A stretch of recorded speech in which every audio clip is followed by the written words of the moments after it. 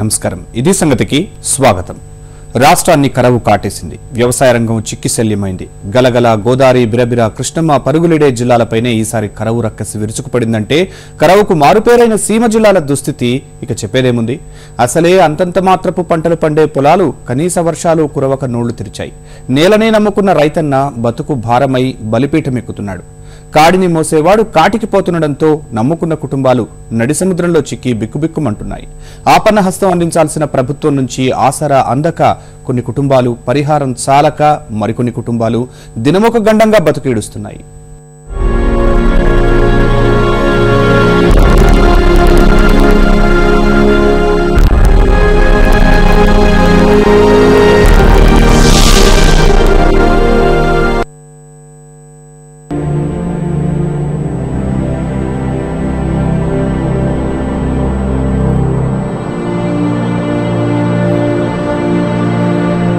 నేల తల్లిని నమ్ముకుని నిరంతరం స్వేదం చెందించిన అతివృష్టి అనావృష్టి మొదలు గిట్టుబాటు కాని ధరల వరకు ఎన్నో దొంగ దెబ్బలతో రైతన్న క్షతగాత్రుడవుతున్నాడు.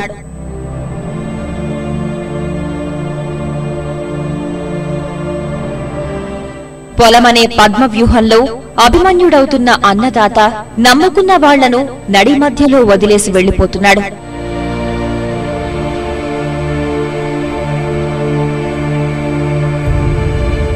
చాలా బాగా చూసుకుంటా అంటాడు అంకుల్. అసలు ఎప్పుడైనా ఏదనినా తీపివ్వడం ఏది అన్నీ చేసి అన్నాడు. ఇప్పుడు ఎవరు చేసే వాళ్ళు లేరు. ముందున్నట్లు మా ఇంట్లో పరిస్థితులు ఏం బాగాలేవు అంకుల్. అందరు ఇళ్ళకి వచ్చి అడుగుతాండ్రు ఏంది ఇవ్వకోకుండా ముందు తీసుకున్నప్పుడేమో తీసుకున్నారు, ఇప్పుడు ఇవ్వాలంటే ఎందుకు ఇవ్వడం లేదు అని అడుగుతాను. స్కూల్లో చదువుతాను అంకుల్. ఆ సార్ కూడా లాస్ట్ ఇయర్ కూడా ఫీజు కట్టలేదు, ఇప్పుడు స్కూల్ ఫీజు కట్టలేదు, ఎప్పుడు కడతారు అని అడుగుతాను. చేనుకు పట్టిన చీడను చంపాల్సిన పురుగు మందుల్ని పెరుగన్నంలా సేవిస్తూ ప్రాణాలు వదిలేస్తున్నాడు.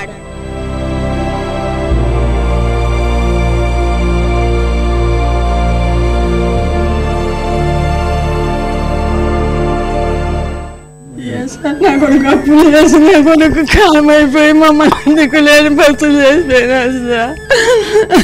మమ్మల్ని దిక్కులేని పసులు చేసి చేసి ఎవరు లేదు సార్. నా బిడ్డ ఉంటే కొడుకు బయలు పడి చనిపోయినాడు. నా బిడ్డగా సత్తు పెట్టుకొని పోయినాడు సార్. చెప్పినాడు సార్. ఏం చెప్పారు సార్, నా బిడ్డ కాలం అయిపోయినాడు, మేము దిక్కులేని బచ్చలు అయిపోయినాడు సార్. ఏం అనుకోలేదు సార్, ఏం అనుకోలే. ఆ చెక్కులు ఇచ్చినారు సార్, ఆ చెక్కులు మారలేదు సార్. మళ్ళీ వాపసు తిరిగి వచ్చినాయి. బాకీలో అడుగుతున్నారు సార్, అడుగుతున్నారు సార్. ఆ చెక్కులు మళ్ళీ చెక్కులు మాకేంటికి అని పట్టినారు సార్. మళ్ళీ ఇప్పుడు సార్ అప్పులు చేసినాడు, అప్పుల వాళ్ళు వచ్చి అడుగుతాండ్రు సార్. అడుగుతా అంటే వాళ్ళకి ఏం చెప్పుకోలేక చెప్తాను అడిగి పొద్దు రెచ్చిపించానని ఇచ్చేదానికి లేక భూములు పంటలు రాక ఏం చేసుకోలేక ఆత్మహత్య చేసుకున్నాడు సార్. 10 కోళ్ళు వేసినాడు సార్. ఏం సార్ 10 లక్షలు ఖర్చు అయింది. వాళ్ళకి ఈ లేక ఈ పని చేసుకున్నాడు. వాళ్ళు వచ్చి అడుగుతాండ్రు. ఇప్పుడు బాండ్లు ఇచ్చినారు, ఆ బాండ్లు మారలేదు సార్. బాండ్లు మారక ఈ పాటుపాటున్నాయని అసలు వేయలే చెక్కులు. ఈ బ్యాంకుల్లో అప్పులు ఉన్నాయి సార్. అప్పుల వాళ్ళు వచ్చి అడుగుతాండ్రు. బ్యాంకు వాళ్ళు వచ్చి బోకులు బయట వచ్చాము అప్పు కట్టుకోతే అంటారు సార్. మా కుటుంబ పరిస్థితి ఎట్టుంది సార్, దిక్కులేని వాళ్ళ మాదిరి ఒక పూట తింటే ఒక పూట పచ్చున్నాం. మాకు ఎవరు ఆదరించే లేరు, దగ్గర తీసేవాళ్ళు లేరు సార్. మాకు ఇల్లికాడికి తినాలా, కూలి చేసుకోవాలా, తినాలా, ఇంట్లో ఉండాలా, అంతే. అప్పుడప్పుడు మురిపించే కొద్దిపాటి చినుకులకే అప్పులు చేసి పంటలేసే బక్క రైతు ఆ తర్వాత చినుకు జాడలేక వేసిన పైర్లు మొక్కలోనే ఎండిపోయి పీకల్లోతు అప్పుల్లో కూరుకుపోతున్నాడు.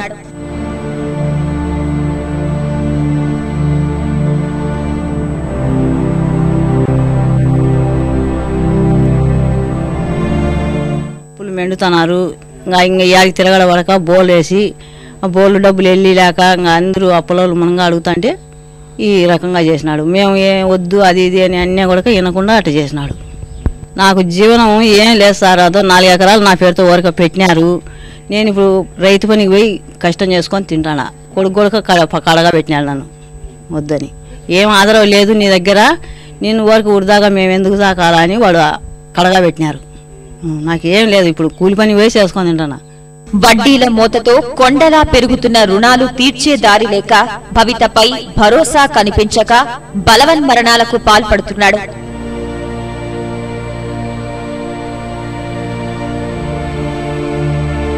చేను కొని 3 బోర్లు వేపించి ఫెయిల్ అయినాయి, 3 బోర్లు ఫెయిల్ అయినాయి, నీళ్ళు బల్లే అప్పులైనాయి. మళ్ళీ కౌలుకి 3 ఎకరాలు తీసుకున్నాం. ఆ 3 ఎకరాలు 3 ఏళ్ళ నుంచి పంట రాలేదు.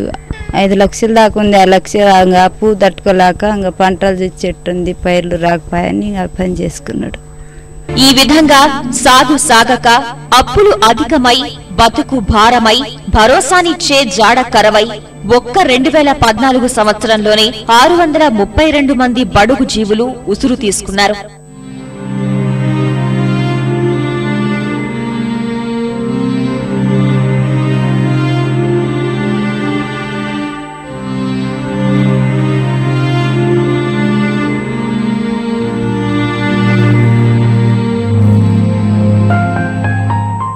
టమాటా చెట్లు వేసి రేసం ఎండిపోతుంది.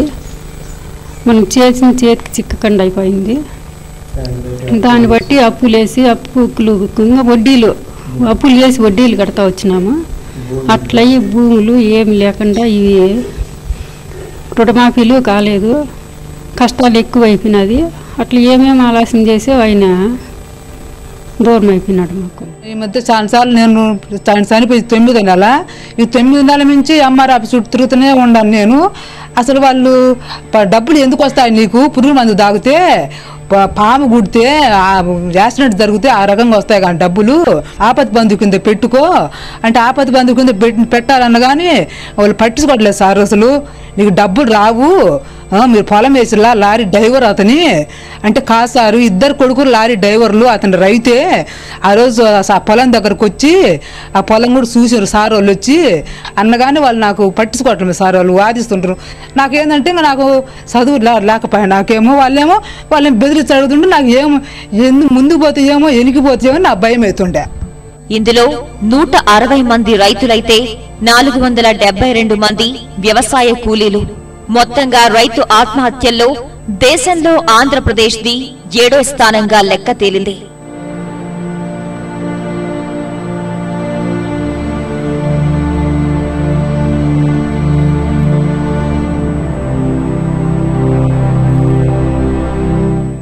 అయిపోయింది ఇట్లా జీవాలేకరం పోయి బాగాలేక మేము అట్లా ఇప్పుడు అయిపోయి వచ్చినట్టు ఇంకొకటే బాధలు పడుకుంటాను. మాకుంటే ఆఫే బాధపడి పనులు పోయి మాతో బాధపడి సాగుతాం సార్. ఒకనాడు ఉంటే ఒకనాడు ఉండదు. ఎంతో అప్పు చేసేది, మళ్ళీ పోయేది తీసేది, వాళ్ళకే ఇచ్చేది, మళ్ళీ మనం అప్పు చేసుకునేది. మాకు ఇట్లా మేము గుట్టలకు కవులకు తీసుకొని పెడతా అంటే టమాటా శనగ వేస్తా అంటే అలాంటి దానివల్ల మాకు 3.5 లక్షల అప్పులు అయిపోయినాయి. అప్పులకు భయపడి ఆయన చనిపోయినాడు. ఇప్పుడు మా మామ బాలేక మంచాన పనుకున్నాడు. ఇది నేను రోజు డైలీ కూలి పనికి పోతాను. 2 పిల్లలు, అత్త మామ. ఇంకా మాకు సంసారం అసలు ఎట్లా చేయాలో తెలియక చాలా ఇబ్బందుల్లో ఉన్నాం. మాకు పంటలు చేతికి చిక్కాక ఆయనేమో ఆత్మహత్య చేసుకున్నాడు. మేము బిడ్డలు ఎట్లా చాక్కోవాలో, మేము 6 మంది ఎట్లా బతకాలో తెలియలేదు సార్. అంతే సార్. 4 ఎకరాలు పంట పెట్టినాము. పంట పెట్టి 3 తూర్లో ఫెయిల్ అయిపోయా. ఫెయిల్ అయిపోయిన తర్వాత అట్లా అప్పులో అడుగుతుంటే పూల చెట్లు తెచ్చిన ముందు అంటే తాగేసినాడు. చచ్చిపోయినాక అంటే అన్ని బాధలు సార్. చచ్చిపోయినాక అంతకుముందు గడుపుకుంటా అంటే చచ్చిపోయినాక అన్ని బాధలు. రుణపాసంతో బతుకు పోరాటాన్ని అర్ధాంతరంగా ఆపేస్తున్న బక్క రైతు తదనంతరం కుటుంబ సభ్యుల గతేంటో పట్టకుండా వెళ్లిపోతున్నాడు. అప్పటిదాకా చెట్టంతటి కుటుంబ పెద్ద నీడలో బతుకు బండిని లాక్కొచ్చే ఆ కుటుంబ సభ్యులు ఆ మహావృక్షమే కూలిపోయాక దిక్కుతోచని స్థితిలో చిక్కి విలవిల్లాడిపోతున్నారు. బాకీలు ఎక్కువ అప్పులాడడానికి వస్తున్నారు మంది. ఏమో 5 పైసలు వచ్చలేదు సార్. పిల్లలకి పెళ్ళిట్టు అంటే ఇంకా దేవుడు ఉన్నాడు సార్. మనం ఎదుటం దేవుడిని నమ్ముకోవడం. నా మోడు కూడా పోయగలంగా ఎవరుండరు నాకు ఆసరా. కోరిక వద్దంటే కూడా చేసుకోనాడు, కవులకి చేసుకోనాడు. అది పంట చేతికి వచ్చేపాటికి ధరలు లేక అవి లేక ఇంకా నష్టం వచ్చి అంత మీనికి తెచ్చుకున్నాడు. ఇంకా ఎవరికి తెలియకుండా ఒక్కడే మందు దాకా ఇంకా లోన్నే చనిపోయినాడు. అన్ని రాసుకొని పోయి వాటికి గుంత కాటికి కూడా వచ్చిండ్రు జీపులు వేసుకొని. ఎవరు పట్టించుకోలేదు మమ్మల్ని. ఇంకా చెప్పిండ్రి ఇస్తామని చెప్పిండ్రు, ఇంకా రాలే.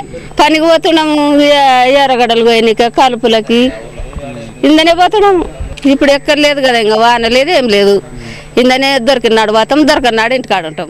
ఇంటి పెద్ద పోయాక కుటుంబ భారాన్ని నెత్తినేసుకుంటున్న స్త్రీమూర్తులు 4 రూపాయలు సంపాదించేందుకు కూలీ నాలీ చేస్తూ అష్టకష్టాలు పడుతున్నారు. ఎంత చేసినా 3 పూటలా 4 వేళ్లు నోట్లోకి పోవడము గగనమవుతుంది.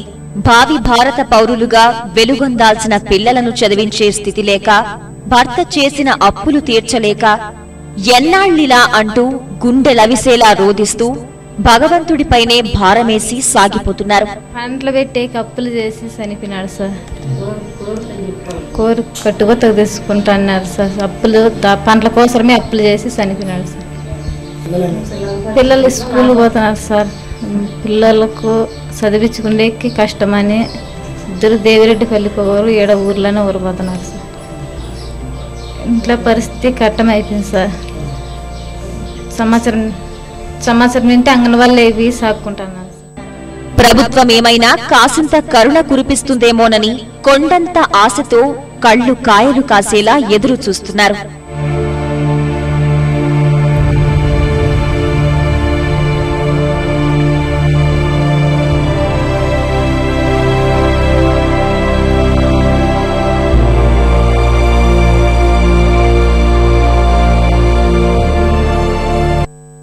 రైతన్న సంక్షేమమే పరమావధిని పాలకులు పదే పదే చెబుతున్నా క్షేత్రస్థాయిలో కర్షకుల బతుకులు మాత్రం మారటం లేదు.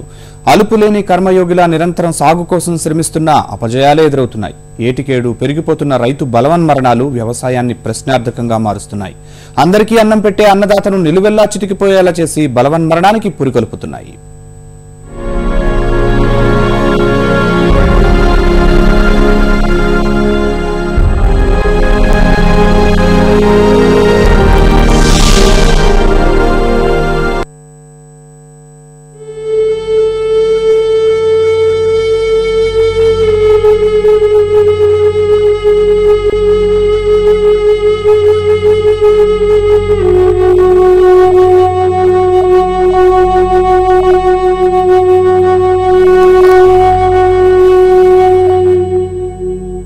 రైతు లేని దేశం, అమ్మలేని ఇల్లు.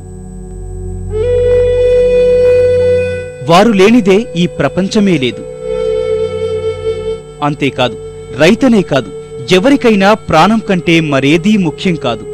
కాని మన దేశంలో మాత్రం ఎందుకిలా జరుగుతోంది? పొలాలే పద్మవ్యూహాలై రైతులు అభిమన్యుల్లా నిస్సహాయంగా ఎందుకు కూలిపోతున్నారు? ప్రపంచంలోనే అత్యుత్తమ కర్షకులంటూ 1925లోనే బ్రిటిష్ రాయల్ కమిషన్ నుంచి ప్రశంసలు అందుకున్న ఘనత తెలుగు రైతాంగానిది. అలా స్వేదం చిందించి బంగారం పండించిన రైతన్న జీవితాల్లో ఎందుకింత కమ్ముకున్న చిమ్మ చీకట్లు? ఉమ్మడి రాష్ట్రంలో 2011లో 2206 మంది, 2012లో 2572 మంది, 2013లో 2104 మంది ఆత్మహత్యలు చేసుకున్నారు. అదంతా గతం అనుకున్నా 2014లో 1979 మంది బలవన్మరణాలకు పాల్పడ్డారు. వారిలో 958 మంది రైతులు, 1021 మంది రైతు కూలీలు. 1995 నుంచి 2014 మధ్య దేశం మొత్తం మీద 3,08,826 మంది ఆత్మహత్యలు చేసుకున్నారు.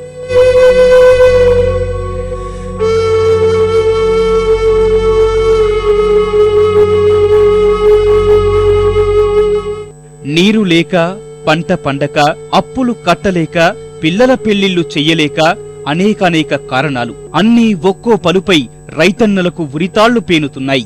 ఎన్సీఆర్బీ గణాంకాల ప్రకారం చూసినా రుణభారాలు 20.6%, కుటుంబ సమస్యలు 20.1%, పంట నష్టం 18.5%, అనారోగ్యాలు 13.2% రైతుల బలవన్మరణాలకు కారణమవుతున్నాయి.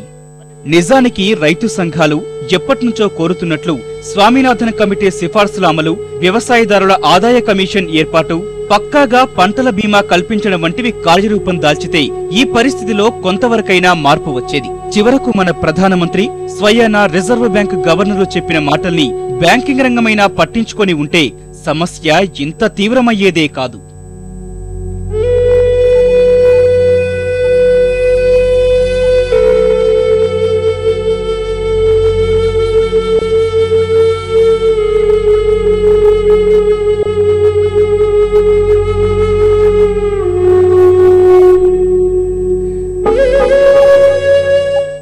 ఇవే కాదు, 2014 తర్వాత రైతు ఆత్మహత్యల తీవ్రతపై స్పందించిన జాతీయ మానవ హక్కుల సంఘం విషయాన్ని తనంతట తానుగా విచారణకు స్వీకరించింది. సర్వోన్నత న్యాయస్థానంలో అనేక ప్రజాహిత వ్యాజ్యాలు దాఖలయ్యాయి.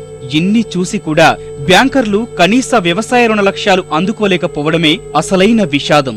ఈ ప్రతి లక్ష మీద ప్రతి రైతు నెలకు 3 రూపాయలు చొప్పున అంటే సంవత్సరానికి 36,000 తక్కువ లేకుండా వడ్డీ కడుతున్నాడు. పంట పండినా పండకున్నా పంట టైం వచ్చేసరికి అప్పులవాడు వచ్చి ఇంటి ముందు కూర్చునేసరికి అభిమానం చంపుకోలేక రైతు ఆత్మహత్య చేసుకుంటున్నాడు. 2013 నుంచి క్రమంగా రైతు ఆత్మహత్యలు తగ్గుముఖం పట్టాయని ఆ మధ్య సర్వోన్నత న్యాయస్థానానికి కేంద్ర ప్రభుత్వం ఇచ్చిన ప్రమాణ పత్రం వాటికి మరో పార్శ్వం. లెక్కకు 3 రెట్లు ఎక్కువే అన్నదాతలు ఆత్మార్పణ చేసుకుంటున్నారన్న అసలు నిజానికి అదే తిరుగులేని సాక్ష్యం. కర్ణుడి చావుకి 100 కారణాలుండొచ్చు. అన్నదాత ఆత్మహత్యలకు మాత్రం ఒకే ఒక కారణం, అదే ప్రభుత్వ నిర్లక్ష్యం. ఈ నిర్లక్ష్యమే చేలో విత్తనం నాటే నుంచి పంట పండే ఆరుగాలం, ఆ తరువాత పంటను అమ్ముకునే వరకు రైతన్నకు జరిగే దగాకు మూలం.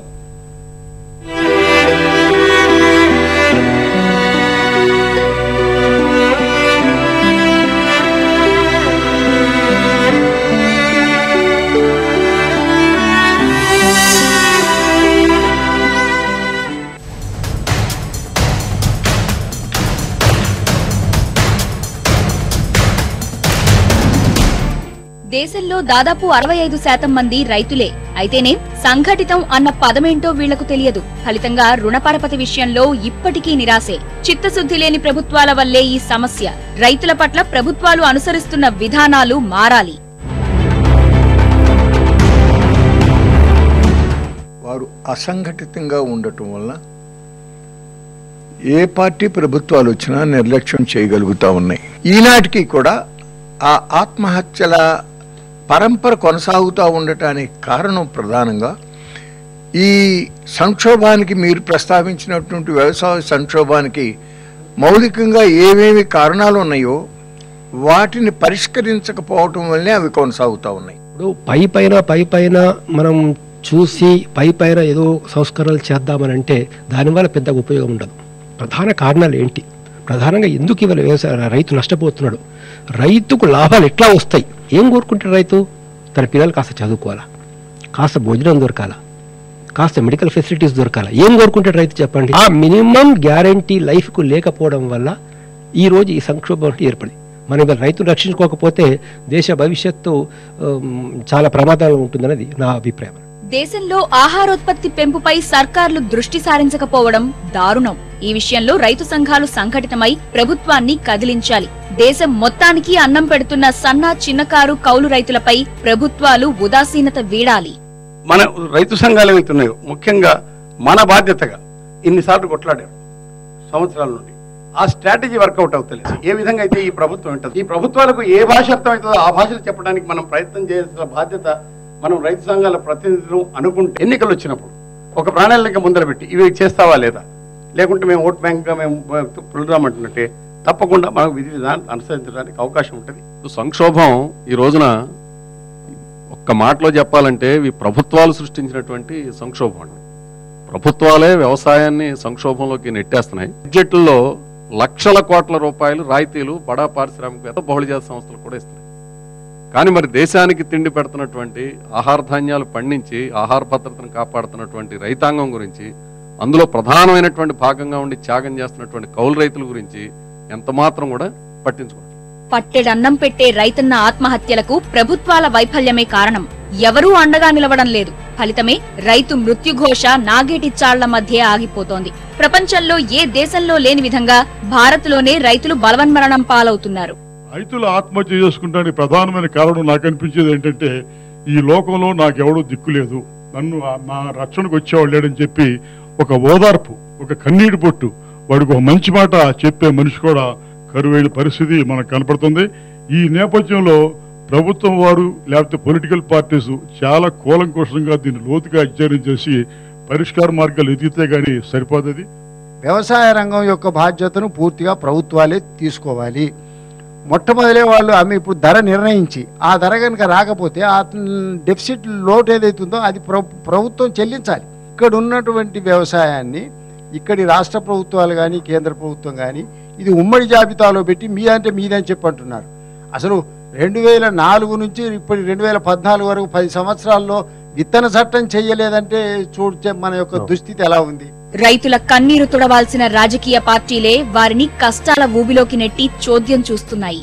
మళ్ళీ మనుగడ సాగించాలి. వ్యవసాయం అంటే కోఆపరేటివ్ సిస్టమ్ తప్ప మనొక లేదు. గ్రామీణ వ్యవస్థలో ఉండేటువంటి రైతాంగానికి ఖచ్చితంగా ప్రతి ఊరికి కోఆపరేటివ్ సొసైటీ పెట్టి ఆ సొసైటీలోనే తనకు అప్పులు కానీ తను పండించిన పంటను మళ్ళీ తిరిగి కొనేటువంటి అవకాశాన్ని కానీ కల్పించినట్లయితే అక్కడ గోదాములు, ఇప్పుడు ఉదాహరణకి గ్రామీణ భండార యోజన కేంద్ర ప్రభుత్వం దాదాపు 7 సంవత్సరాల క్రితం ప్రకటించింది. ఎక్కడైనా ఒక్క గోదాము కట్టారండి? సుష్మా స్వరాజ్ ఆయనకి మోడీకి ఏదో చేసిందంట, అది నెల రోజులు పార్లమెంట్ స్తంభించేసేసి ఇంత చేస్తుంటే ఇక్కడ ఇన్ని వేల మంది చచ్చిపోతుంటే ఒక్క రోజు పార్లమెంట్ ఆపారండి దానికోసం, ఒక్క పార్టీ అయినా సరే. So unless this happens, technical input రైతు దగ్గరికి, ప్రతి రైతు దగ్గరికి వెళ్ళాలి, ప్రతి రైతుని రిజిస్టర్ చేయించాలి, చేయించి ఇదిగో బాబు నువ్వు ఇక్కడ వ్యవసాయం ఈ టైంలో చేస్తేనే నీకు మిగులుతుంది, లేకపోతే నువ్వు చచ్చిపోతావు అనే లెవెల్లో ఎందుకని why can't we mobilise the governments to do this? ఈ రాష్ట్ర ప్రభుత్వం ప్రతి సంవత్సరం మద్దతు ధరల విషయంలో ఒక ఉత్తరం రాస్తున్నారు. తాను కోరిన ఉత్పత్తి ఖర్చులు, తాను కోరినటువంటి మద్దతు ధరలను ఒకవేళ కేంద్రం ప్రకటించకపోతే, అమలు చేయకపోతే రాష్ట్ర ప్రభుత్వానికి ఏమీ బాధ్యత లేదా? బోనస్ ఇవ్వాలి. కానీ ఇప్పుడేం చేశారు, కొత్తగా లేటెస్ట్ కేంద్ర ప్రభుత్వం మీరు బోనస్ ఇవ్వడానికి కూడా లేదు, బోనస్ ఇచ్చిన రాష్ట్రాల నుంచి మేము సేకరణ అసలు చేయమని అంటారు. అంటే ఒక రకంగా మెడకి తాడి వేసి ఉరిబెట్టడం తప్ప రైతులకి, నువ్వు బోనస్ ఇవ్వనివ్వు రాష్ట్రాలని, కేంద్రం తక్కువ మద్దతు ధరలను ప్రకటిస్తుంది, రాష్ట్ర ప్రభుత్వం లెటర్ రాసేసి చేతులు దులుపుకొని సైలెంట్ గా కూర్చున్నటువంటి పరిస్థితి కూడా ఉంది. దేశంలో మార్మోగుతున్న అన్నదాత మృత్యుఘోష వినైనా సర్కార్లు విధానాలు మార్చుకోవాలి. స్వామినాథన్ సిఫార్సులు అమలు చేయాలి. వ్యవసాయం లాభసాటి చేయాలి. అప్పుడే దేశ ఆర్థిక వ్యవస్థ నిలబడుతుంది. లేకుంటే ఆ అన్నదాతతో పాటే కుప్పకూలిపోతుంది. మరిన్ని విభిన్న అంశాలతో మరో ఇది సంగతిలో కలుద్దాం. నమస్కారం.